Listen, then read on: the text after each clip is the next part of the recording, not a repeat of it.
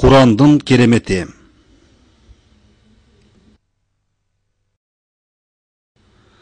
Kur'an'dın tarihi keremetleri.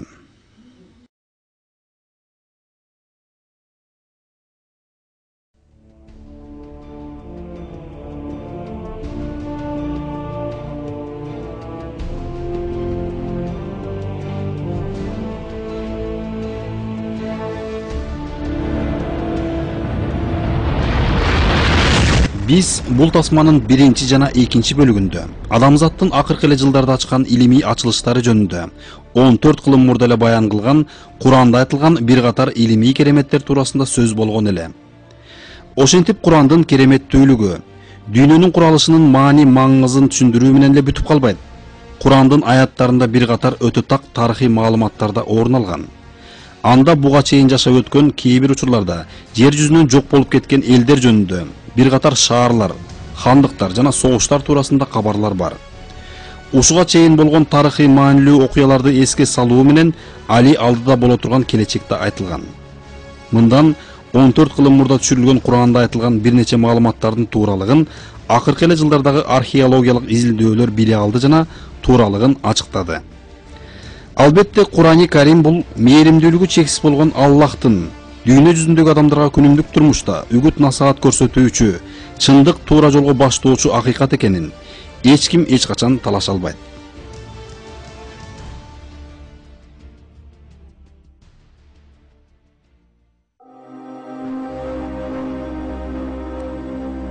Византиянын жеңилиши.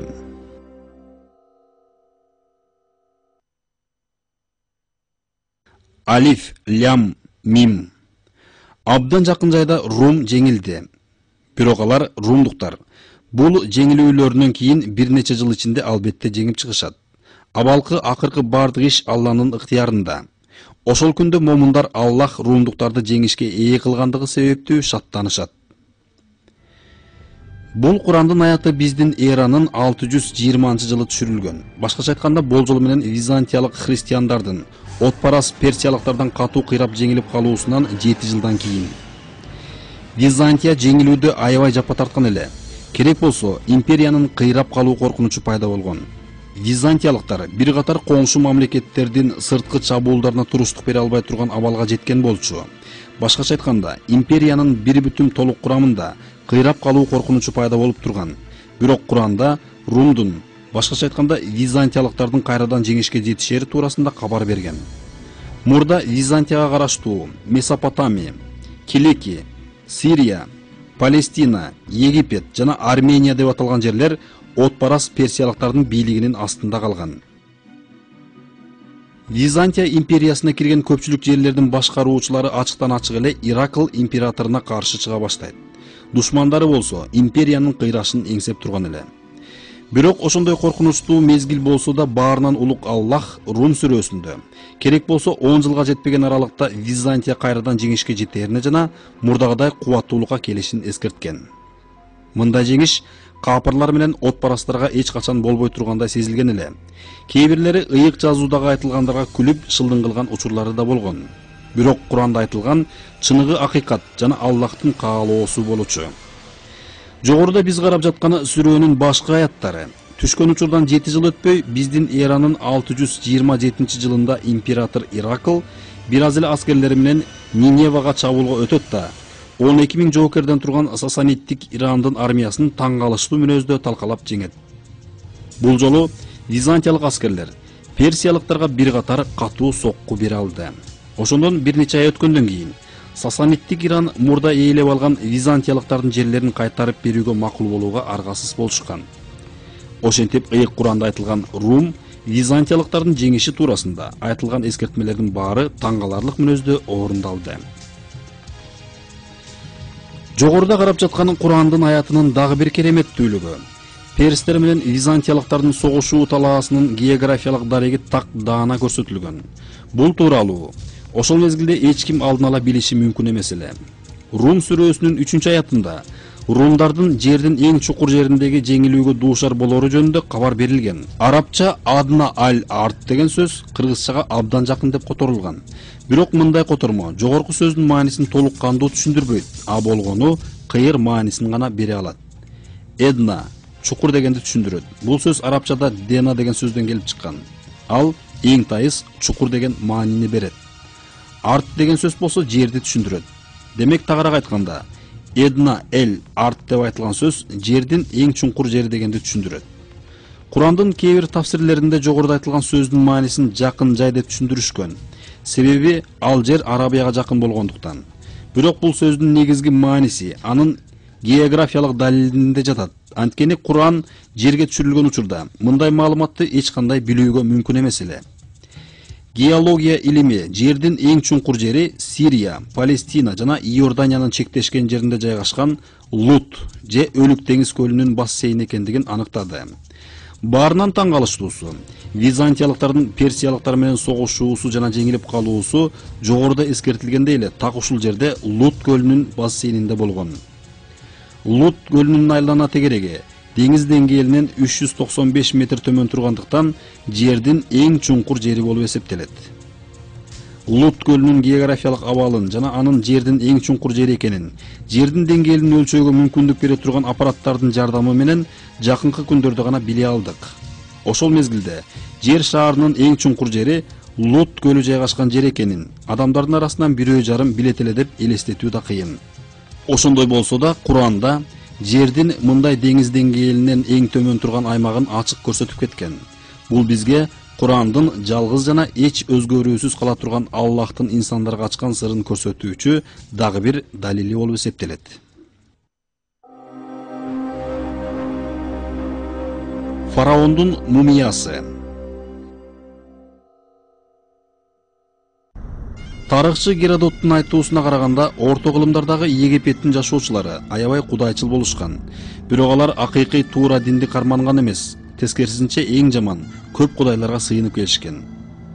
Фараон же Фир-Аун деген сөз кайсыл бир мезгилдерде Египеттеги башкаруучулардын чоң сарайларына тиешелүү болгон. Бирок убакыттын өтүшү менен Египеттеги башкаруу титулунда ушундай эле атап калышкан. Ошентип, Египеттеги чоң сарайлардын башкаруучулары Фараон же Фир-Аун деген атка конуп калышкан. Египеттегилердин ашынуусу эң жогорку чегине чейин жеткен. Алар Фараонду жердеги кудай же анын орун басары деп элестетип калышат. Аллах Египеттиктерди көп кудайлыктан жана бутпарастыктан кайтаруу жана жалгыз бир кудайга ишенүүгө чакыруу үчүн Муса алейхиссаламды пайгамбар кылып жөнөткөн. Бирок Муса алейхиссаламдын мындай жалгыз кудайга ишенүүгө чакырган чакырыгына бир канча каршылыктарды көрсөткөн жана аны калпайтасың деп жок жерден күнөөлөгөн. Өзүнүн менменсинүүсү менен көр болгон Фараон кудайдын каары келгенче Муса алейхиссаламга бир канча жамандыкты, наадандыкты көрсөткөн. Фараондун тооба кылып кечирим суроосу аябай кеч калган. Анын өзүн жана пайгамбар Мусанын элинин артынан кууп бара жаткан аскерин суу каптап кетет.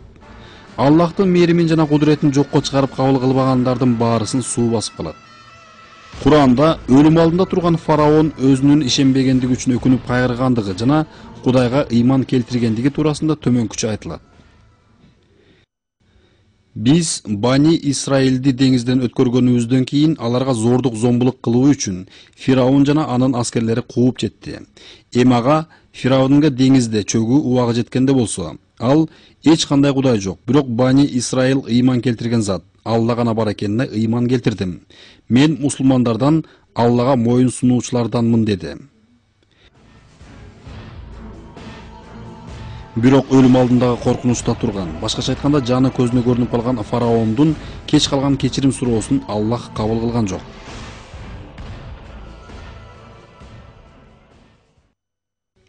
Эмиби? Акыры сен мурда ушул кезге чейин моюн сунбаган жана бузуку адамдардан болгон элең го. Мына бүгүн өзүңдөн кийинки адамдарга аят үлгү болушуң үчүн сенин денеңди куткарабыз. Чынында, көп кимселер биздин аяттарыбыздан бейкапар, тактап айтканда алардан үлгү алышпайт.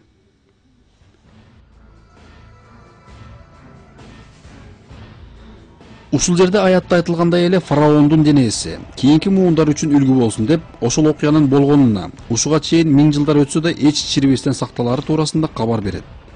Чынында эле азыркы күндө Каирдеги фараондордун музейинде анын денеси көргөзмөдө элге көрсөтүлүү үчүн коюлуп турат. Ошентип 1400 жыл мурда айтылган нерсе орундалды.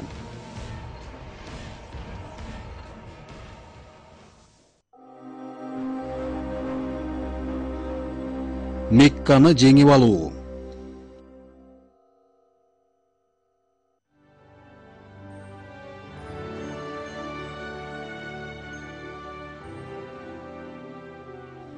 Muhammed aleyhissalam пайгамбарыбыз Меккадан Мединага көчүп кетишкенден кийин бир күнү түш көрөт. Пайгамбарыбыз ал түшүндө мусулмандардын Меккага эч кандай коркунучу жок, тынчтык жол менен киришин жана Каабаны айланып чыгарын көрөт. Андан бир аз убакыт өтпөй эле Аллах өзүнүн элчисин кубаттоо үчүн Фатх сүрөсүнүн аятын түшүрөт.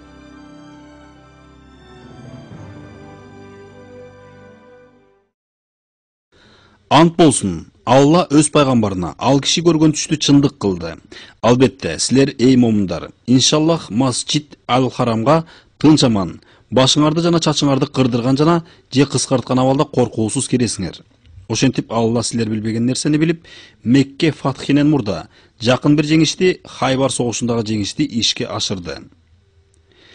Пайгамбарыбыз бул куш кабар жөнүндө ыймандууларга айтканда мындай болушу мүмкүн эместей сезилген эле.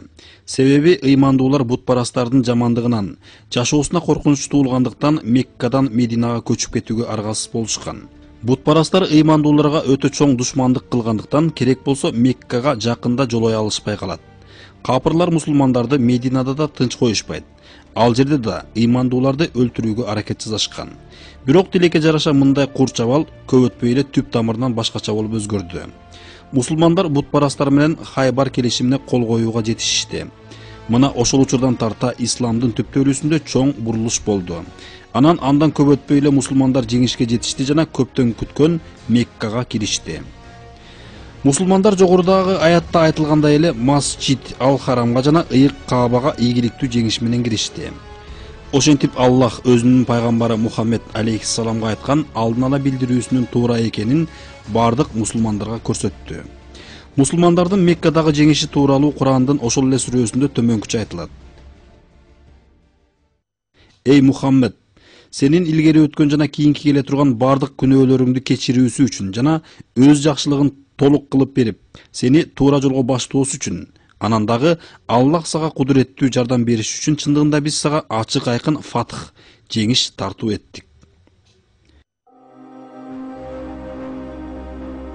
Израиль тукумунун ашынуусу жана текеберчилиги.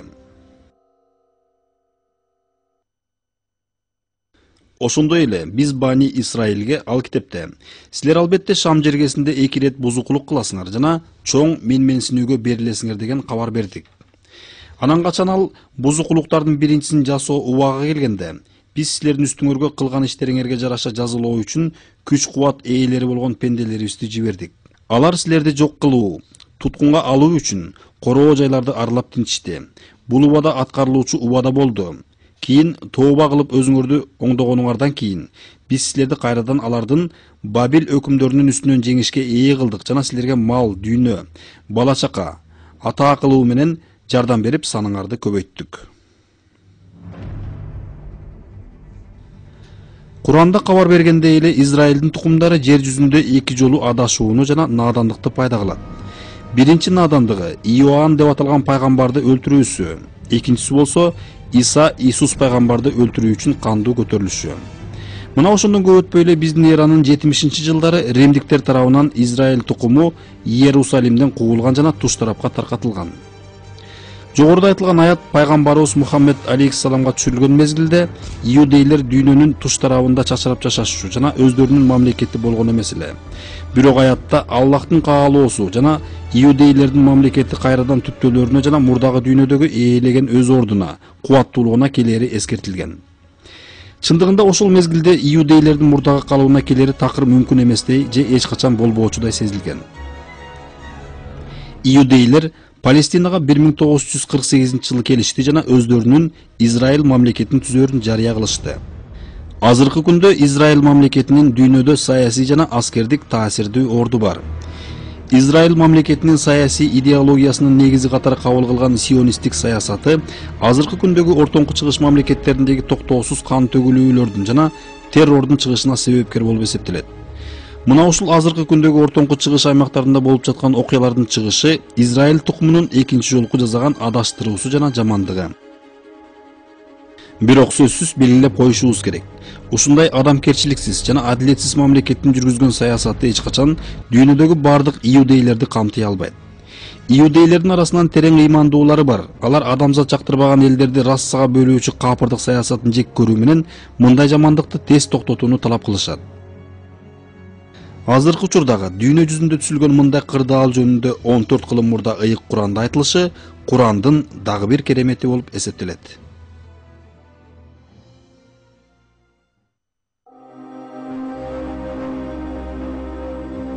Космосту өздөштүрүү.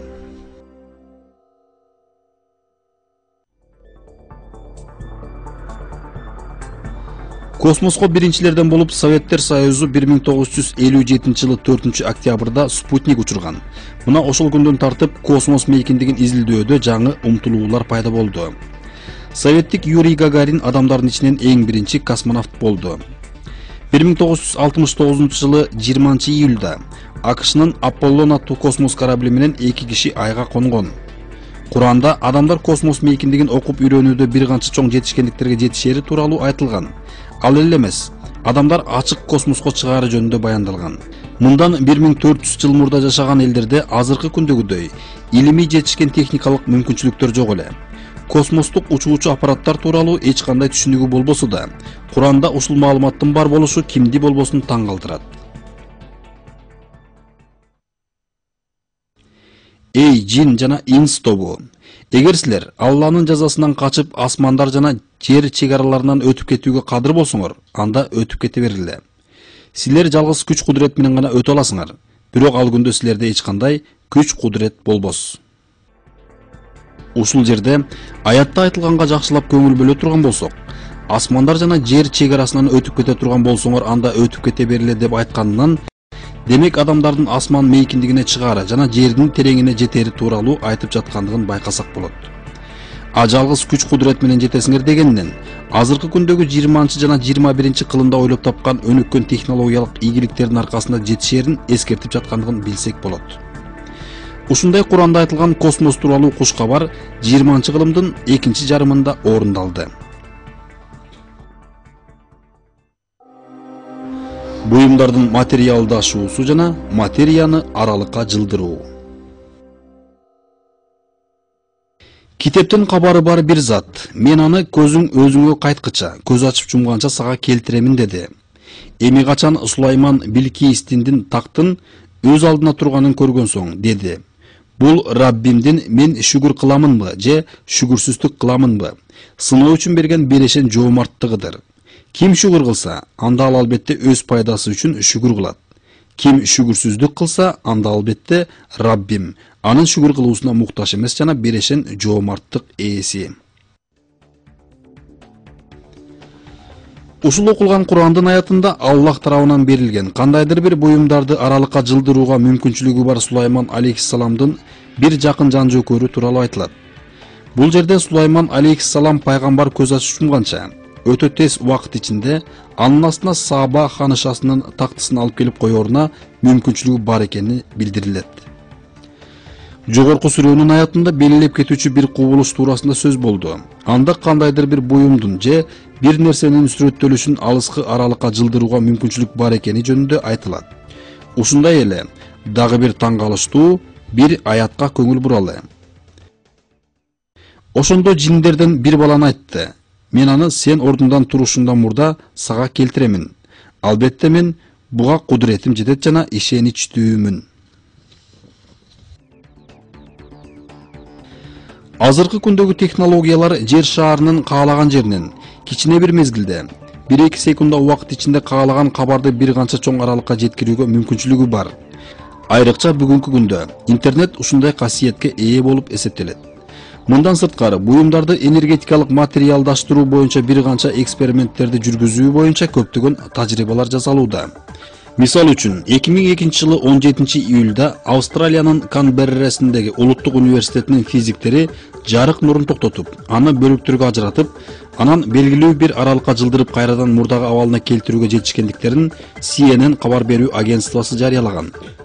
Ошол физиктер тобунун жетекчиси Пинк Койл Лам Адамдар катуу буюмдарды энергияга жана ошол энергияны белгилүү аралыкта материалдаштырууга жетишерине аз калгандыгын айтат. Ошентип, адамзат Куранда айтылган акылмандуулукка жетерине аз калды.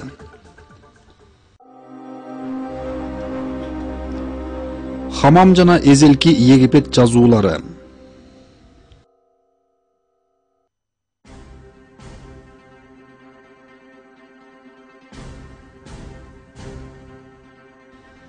Куранда фараондун башка да анын жакындарынын бирөөсү жөнүндө айтып кеткен. Ал Хаман.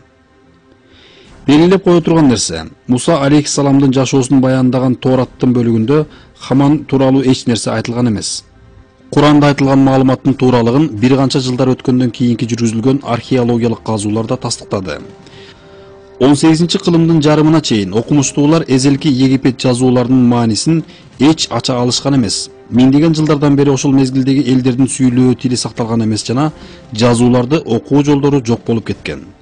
Эң биринчи жолу 1799-жылы окумуштуулар эзелки Египет жазууларынын маанисин ачууга жетишишти. Ал кийинчерээк Розетта Стоун деген ат коюлган таштагы жазуу эле. Бул биздин эрага чейинки 196-жылдарга таандык. Ошол иероглифтердин маанисин ачуу менен адамдар эзелки Египет тууралуу толук маалымат ала алышты. Ошондой эле андагы жазууда Куранда айтылган Хаман жөнүндө да эскертилген экен. Андан сырткары Хаман фараондун жакындарынын бири экендиги баса көрсөтүлгөн. Жаңы хандыктын адамдарына деген мааниси ачылган иероглифтердин негизинде түзүлгөн сөздүктө Хаман ошол мезгилдеги кирпичтерди бышыруучу усталарды карап туруучу көзөмөлчү катарында белгиленген.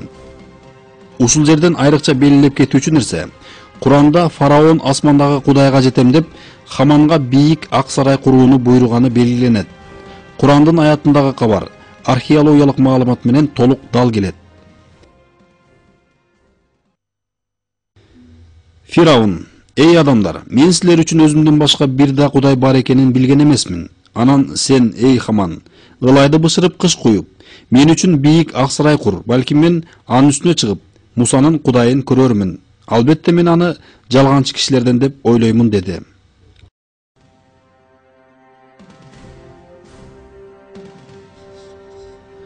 Ушул аяттагы Хаман жөнүндө айтылган тарыхый так маалыматтын бар болушу, Куран бул ачыктан ачык Аллахтын сөзү экенин көрсөтүп турат. Себеби мындай тарыхый далилди пайгамбарыбыз Мухаммед алейхиссаламдын мезгилинде эч ким билбеген эле.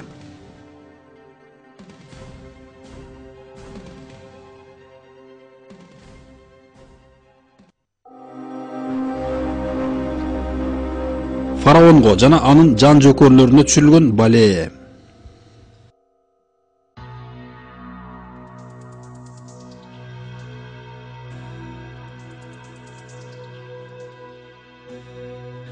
Фараон жана аны айланчыктаган жан жөкөрлөрү өздөрүнүн текеберчиликтери менен Кудайга ишенбөөгө аябай катуу турушту. Алар үчүн жөнөтүлгөн Муса пайгамбар жана анын көрсөткөн кереметтери да өздөрүнүн адашкан жолдорунан кайтара да жалгыз Кудайга ишенүүгө керектигин түшүндүрө да албады. Куранда булардын мындай наадандыктарына жараша өздөрүнүн Кудайдын алдында алсыз экендигин сезиши үчүн ар кандай балеелер берилгендигин айтат.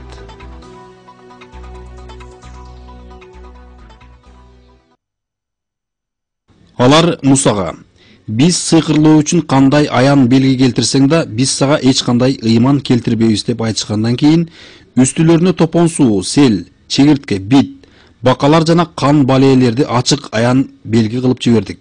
Бирок алар текебердик кылышты жана кылмышкер бир коом болушту. 19-кылымдын башында археологиялык изилдөө жүргүзгөн окумуштуулар эзелки Египеттин ортоңку мезгилине таандык болгон папирус Иповераны табышты жана андагы жазуулардын маанисинин ачылышы Куранда айтылган маалымат менен таң калыштуу мүнөздө толук дал келерин көрсөттү. Эзелки Египеттеги бузулган эл үчүн түшүрүлгөн балее жөнүндө айтылган Иповея деп аталган папирустагы жазуулар Курандагы берилген маалыматка опокшош болуп чыкты. Анда мынтип жазылган экен: "Балее бүтүндөй мамлекетти каптап кетти. Туш тарап канга толду. Дарыялар кан болуп акты. Кечээ эле мен көргөн бүт нерсе кыйрап талкаланды. Жерлер кургап бошоп калды. Египеттин ылдыйкы хандыгы талкаланып жок болду. Бүт сарайлар бош калды. Бизде бар болгон бүт нерсе жок болду. Арпа, буудайлар, каздар жана балыктар баары өлдү. Шаарлар талкаланды. Египеттин жогорку хандыгы кургакчылыктан өлүп жок болду. Жергиликтүү калк отурукташкан жерлер көз ачып жумганча кыйрап талкаланган жерге айланып калды.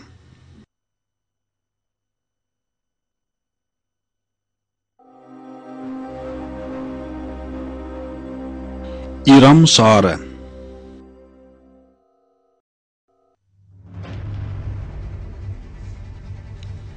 Bir 1990-жылдардын башында дүйнө жүзүндөгү газеталардын биринчи беттеринде археологиялык казуулардын натыйжасында эзелки араб шаары табылгандыгы тууралуу маалыматтар орун алган эле. Мындай ачылыш тарыхчылар үчүн аябай маанилүү болгон. Анткени ушуга чейин ал шаардын бар болгонун күмөнсүнүп келишкен. Бул маалымат ыйык Куранда жана бир катар тарыхый жазмыштарда жазылган болчу. Бул шаарда ат уруулары жашаган. Куранда айтылган шаарды биринчи жолу археолог сүйүүчү Николас Клеп тапкан. Арабист жана продюсер документалист Клеп эзелки Аравия тарыхын изилдеп жатып өтө кызыктуу бир китепке туш болду. Бул 1932-жылы англиялык изилдөөчү Бертрам Томас тарабынан жазылган Arabia Felix деген китеп эле.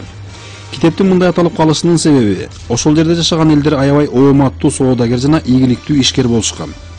Көрсө ошол аймакта жашаган элдер өздөрүнүн баалуулугу боюнча алтындан бир аз эле калган ладанды өндүрүү жана аны сатуу менен алек болуп келишкен экен. Англиялык изилдөөчү Томас өзүнүн китебинде ушул ооматтуу элдердин жашаган жеринин издерин тапканын белгилеп кеткен. Бул шаар Убар деп аталган. Мындай аталышты бедуиндер койгон. Ошол аймактарды кыдыруунун биринде жергиликтүү бедуиндер Томаска илгерки Убар деген шаарга алып барат деп бир эски жолду көрсөткөн. Томас мындай сырдуу шаарга аябай кызыгат, бирок тилекке каршы өзүнүн изилдөөсүнүн аягына чыкпай эле бул дүйнө менен кош айтышат. Николас Клеп болсо ушул жоголгон шаардын болгонун текшерүүнү чечет да дароо эле изилдөөнү баштайт. Николас Томсондун китебинде эскертилген аймактын космостон болгон сүрөттөлүшүн алуу үчүн NASA агентствосуна кайрылат. Спутниктен алынган сүрөттө жерден такыр билинбеген жолдордун ийизи даана байкалган. Андан кийин Клеп Калифорниядагы Хангингтон китепканасындагы бир катар кол жазмаларды изилдеп чыкты. Ошентип көп өтпөй эле биздин эранын 200-жылы египеттик грек географы Баламиус тарабынан түзүлгөн картаны тапты. Картада шаар жана анын борборуна келип кесилишкен жолдордун сүрөттөлүшү дабдаана көрүндү. Андан сырткары картадагы жолдор NASA спутнигинен тартылган сүрөттөгү көрүнгөн жолдор менен толук дал келди. Ошол сүрөттө жолдор баары бир жерге келип кесилишкен, кандайдыр бир элдер жашаган аймактын, шаардын бар болгондугу даана байкалды. Көптөгөн казуулардан кийин Клеп жана анын командасы эзелки илгерки сыныктарды таап чыгышты. Ошол биринчи тапкандан баштап эле андагы табылгалар Куранда айтылган ат коому курган Ирам шаарына таандык экендиги белгилүү болду. Ал шаардын көрүнүшүндөгү сарайлар Куранда айтылгандай эле айрыкча бийик экендиги байкалды. Казуу учурунда ошол бийик имараттардын сыныктары табылды. Окумуштуулар 3 өлчөмдүү графикалык технологиянын жардамы менен ошол имараттардын чиймесин сызып чыгышты. Казууларды жүргүзгөн изилдөөчү окумуштуулар тобун башкарган доктор Заринс бул шаар башка археологиялык казууларга караганда имараттардын бийиктиги менен айырмаланат деп айткан жана Куранда белгиленгендей ат уруусунун Ирам шаары экендигин тастыктады. Эй Мухаммед, Раббиң башка журттарда теңдеши жаратылбаган, бийик устундуу ак сарайлар ээси болгон Ирам шаарындагы ад уруусун кандай кыйроого дуушар кылганын көрбөдүңбү?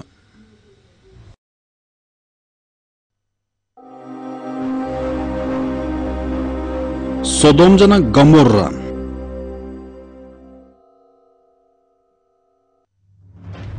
Пайгамбарлар Лот жана Ибрагим, Библияда Лот жана Авраам бир мезгилде жашашкан.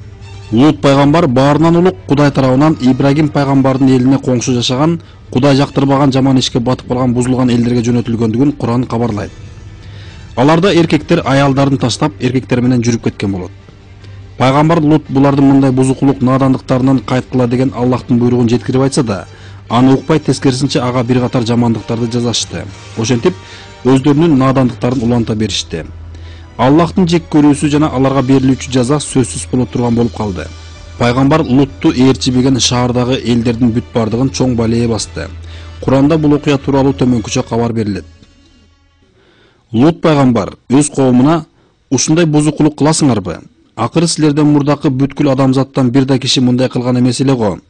Кантип силер аялдарыңарды жоюп, напсиңерди кандыруу үчүн эркектерге барасыңар? Жок, Силер чектен ашкан коомсуңар дегенин эсте. Коомдун жообу болсо, болгону мына бул болду. Аларды, Лут жана аны ээрчиген адамдарды кыштагыңардан чыгарып жибергиле. Себеби алар чектен артык тазасынган адамдар экен. Анан аны жана билөсүн, Лут жана аны ээрчиген адамдарды куткардык. Бирок анын аялы кутулбады. Себеби ал калып жок болуучулардан эле. Алардын үстүнө коркунучтуу жамгыр таш жаадырдык. Мына эми кылмышкер күнөөкөр коомдун акыбети насиби кандай болгонун көр. Курандын ушул аятында эскертилген Лут пайгамбардын Аллахтын каарына калган коомунун калдыктары жакынкы эле жылдарда археологиялык казуулардын натыйжасында табылды. Бул Торатта айтылган Содом шаары болуп чыкты. Бул шаар азыркы Иордания менен Израилдин чек арасында жайгашкан Туздуу көлдүн же Өлүк деңиздин айланасында түзүлгөндүгүн археологиялык казуудагы изилдөөлөр көрсөттү. Ушул өрөөндө жүргүзүлгөн археологиялык казуулар кайсыл бир мезгилдерде бул жерде чоң катаклизм болгондугун жана вулкандык серанын бар экендигин көрсөттү. Мындай илимий ачылыш илимде маанилүү, анткени сера вулкандык чыгуунун атылуунун продуктусу болуп эсептелет.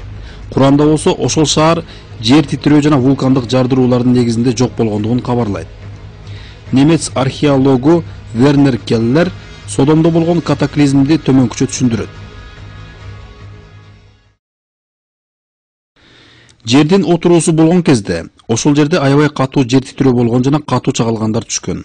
Натыйжада газдар жарылып, бир канча өрттөнүүлөр болгон. Ошентип Содом өрөөнү шаар жана Лут коомунун элдери менен кошо жерге чөктүрүлгөн. Бул жердин чөгүүсүндөгү жер титирөө тынч жаткан вулканды козгоду. Азыркы күндө Иордания дарыясынын жогорку өрөөнүнүн өчкөн кратерлерди көрүүгө болот. Ошондой эле бул жерде көптөгөн муздаган лава жана базальттарды жолуктурууга болот. Бул казууларда табылган өчкөн лавалардын жана базальттардын калдыктары ушул жерде кайсыл бир мезгилде катуу жер титирөөнүн жана вулкандык жарылуулардын болгондугун далилдейт. Өлүк деңиздин жээгинде жайгашкан Содом өтө туруксуз геотектоникалык структурага ээ болгон жана эки тектоникалык платформалардын сынган сызыгында жайгашкан, башкача айтканда, сейсмикалык аймактын так борборунда туруучу.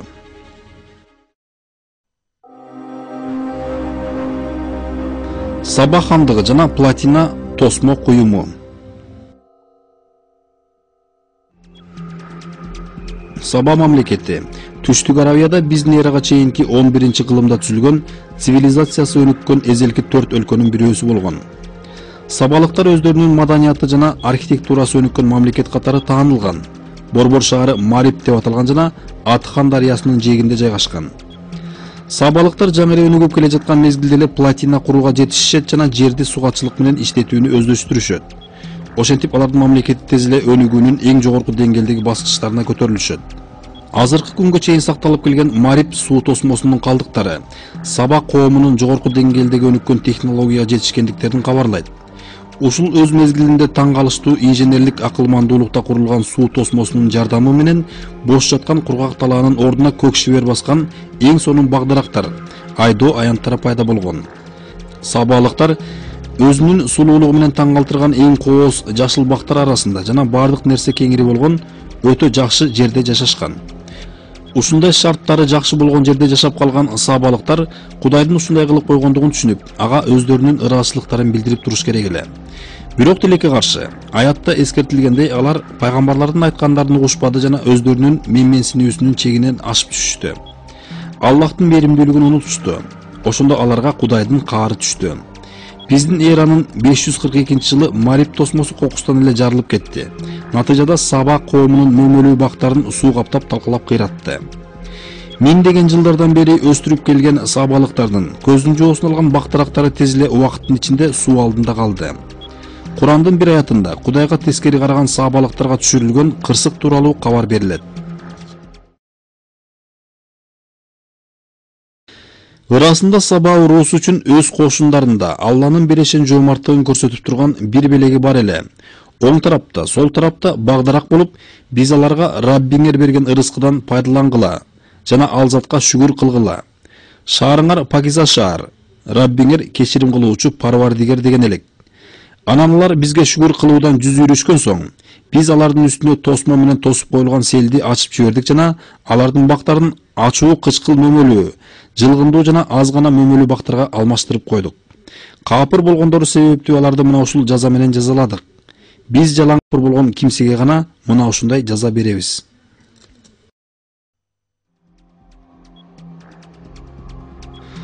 Куранда айтылган ушундай тарыхый далил археологиялык маалымат менен толук дал келет.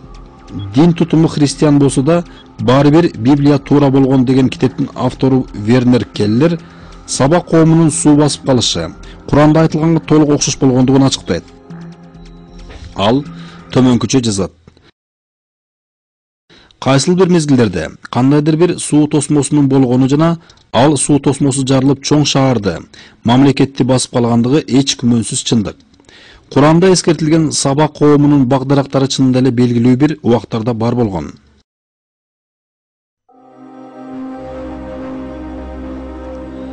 Куран бул Аллахтын адамдарга ачкан сыры.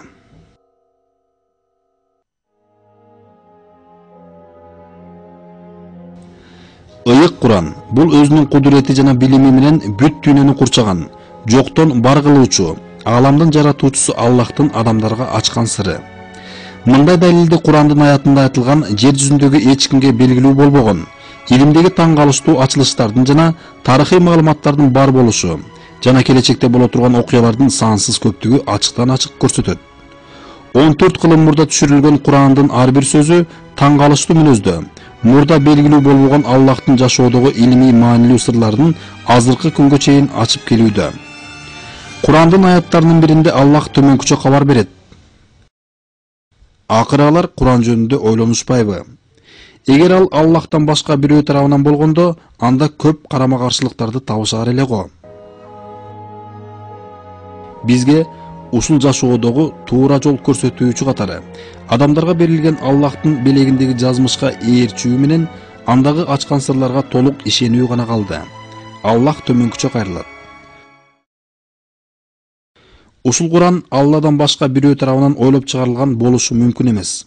Тескерисинче, ал бүткүл ааламдардын Раббизи тарабынан келген жана чындык экенине күдүк күмөн болбогон. Өзүнөн мурун Тоорат, Инжил сыяктуу нерселерди тастыктоочу жана шарият өкүмдөрүнөн турган ирээттүү китеп.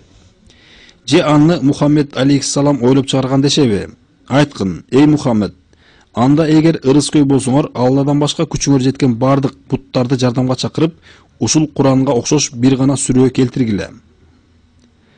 Дагы бир сүрөдө мындай айтылат. Мына бул болсо, биз түшүргөн мубарек Куран. Демек ага ээрчигиле жана Аллахтан корккула. Балким мээримге, ракымга бөлөнөрсүңөр.